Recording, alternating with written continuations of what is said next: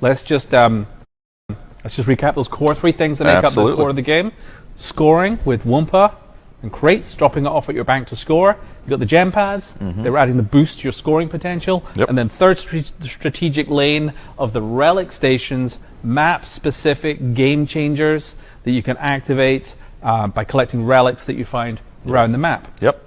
And all of these, are unique in their layout to each of these different maps. And so what we're going to do next is take a look at a couple of the maps we're talking about today.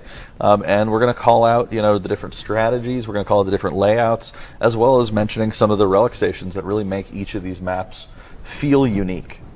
All right. So first, let's look at just Beachy. Yep.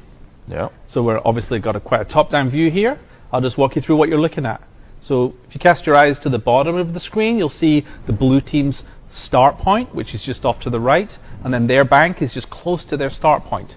We have different layouts and structures for all of our maps, which cause different gameplay interactions between the teams. Yeah. And then at the back of the map, you'll see 2 rows of gem pads, each with 4 gems. Now these gem pads, are hotly contested, as I've said before, but this one in particular, the layout of these have this kind of, increasingly vertical incline to them, as well as being kind of a straight line that actually is above the water.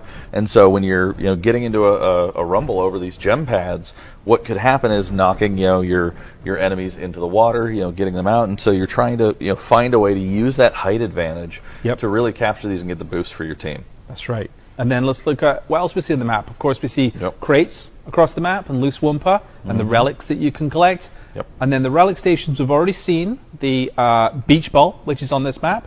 The epic we've not talked about yet. The epic is dead center. And on this map, the epic is an extra bank.